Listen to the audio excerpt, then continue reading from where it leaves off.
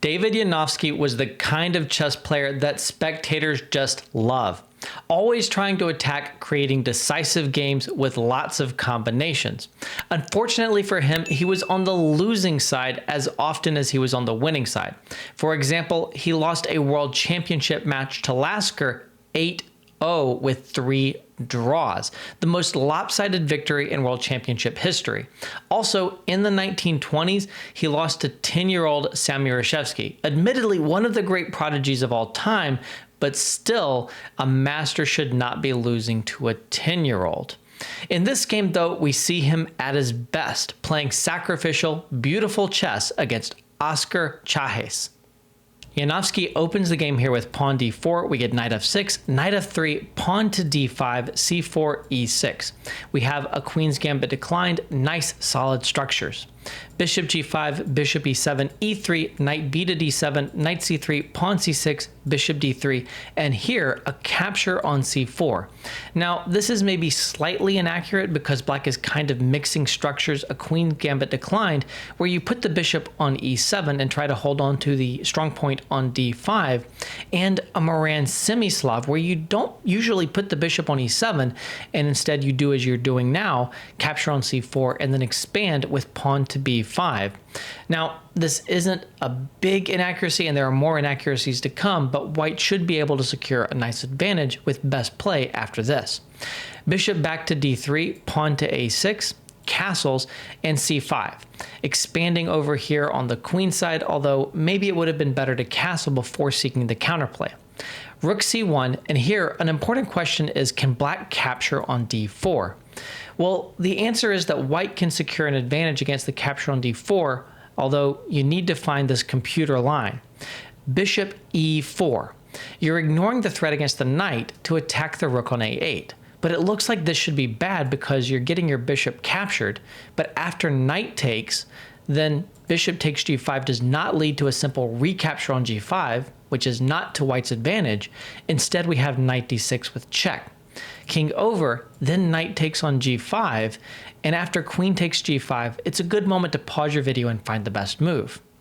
Well, the best move is not capturing on c8, which you can do and you can get some advantage with that, but it's instead queen to f3, threatening checkmate and threatening the rook and simply winning the game.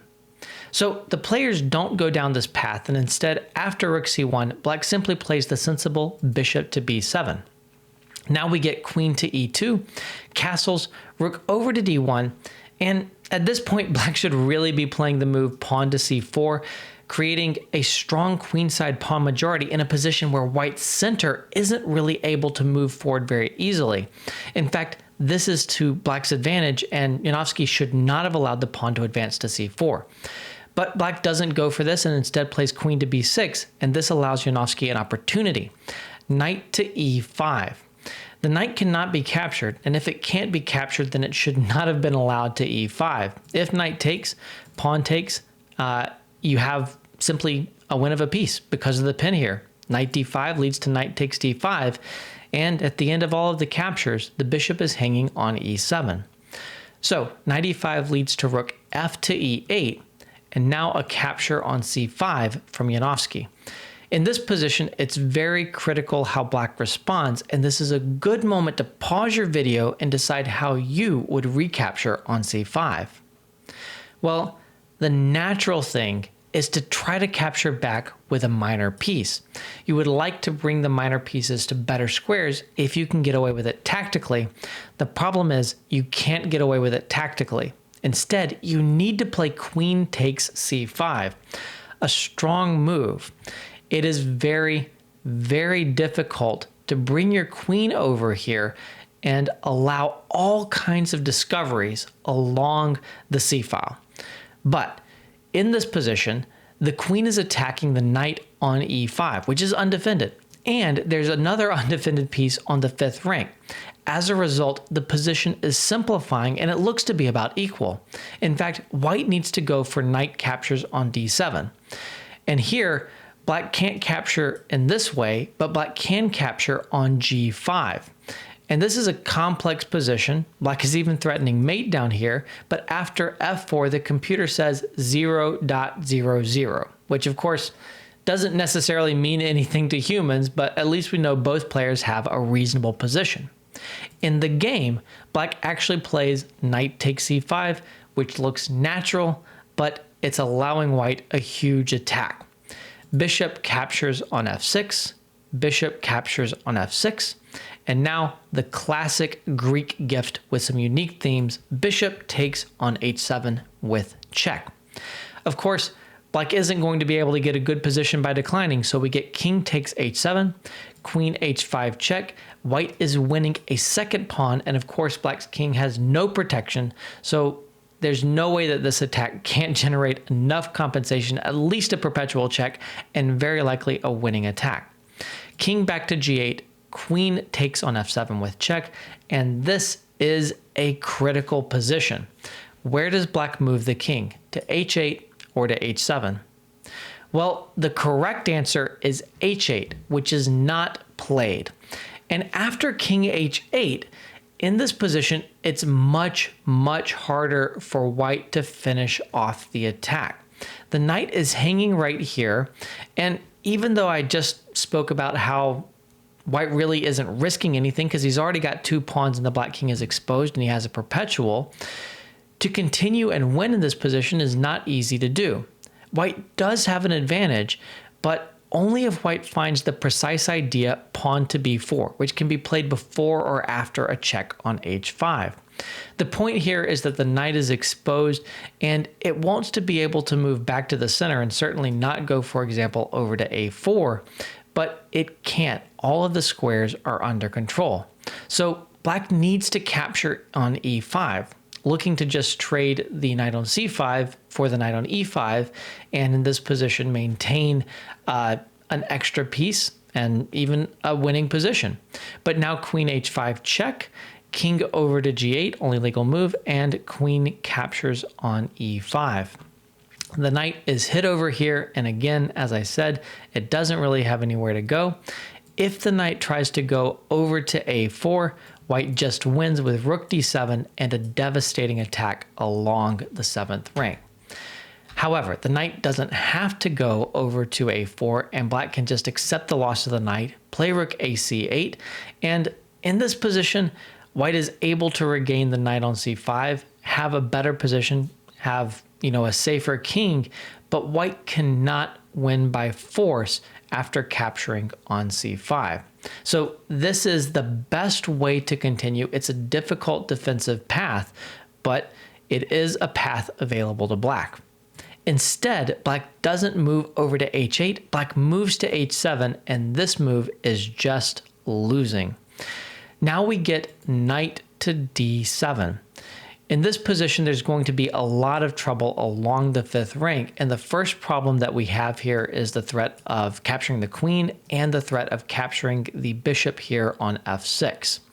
So after knight d7, black must capture, and then rook takes d7 with 2 threats. If the king was on h8, there would be 1 threat to the bishop on b7, but in this position, there's also a threat of queen captures f6.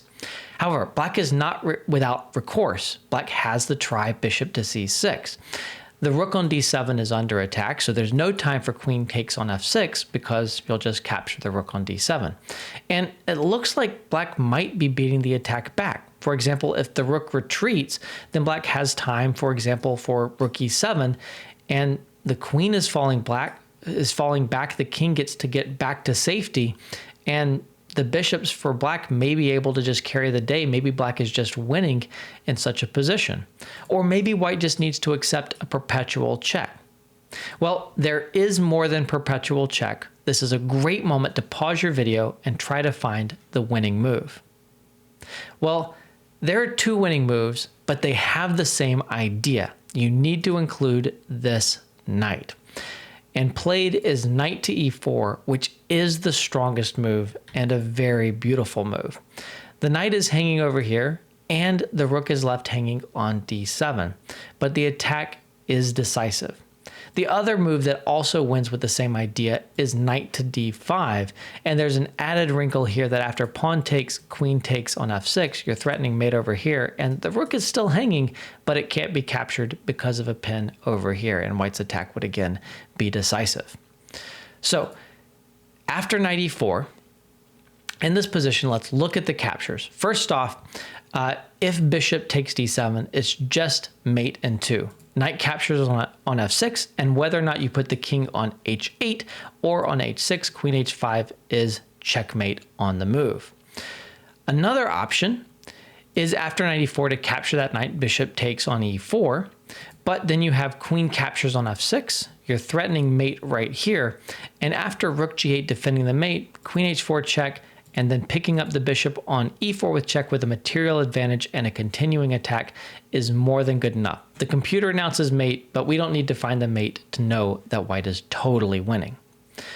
So, played in the game after knight e4 is bishop takes b2, which makes a lot of sense. You're moving the attacked bishop off of f6.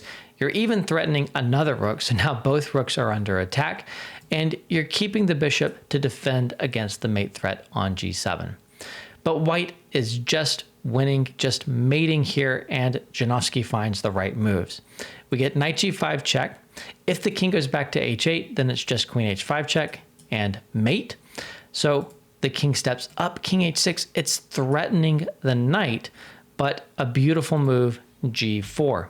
The precise move, forcing checkmate in 4. You're threatening queen to h5 with checkmate, and if the king captures on g5, that doesn't save anything. Queen h5 still, and there's one escape square, but then rook f7 is just checkmate. So after g4, black tries pawn to g6, again looking to capture the knight here and stopping queen to h5 with check. And the most precise move again, h4, just defending the knight on g5 and threatening queen to h7 with checkmate. A threat which cannot be stopped, even by rook h8, which was played in the game, because still queen to h7 check, surrendering the queen for checkmate on the next move. Black resigned, but we can present the mate on the board. Queen h7, rook takes h7, checkmate. Perhaps not the most complex attack in all of the brilliant games that we've been looking at in this series, but still a very instructive attack with a lot of nice, clean tactics and pretty wrinkles. I hope you've enjoyed this game, and if you want to see more of my favorite chess games from the 1910s, then simply click on that playlist that is popping up on your screen.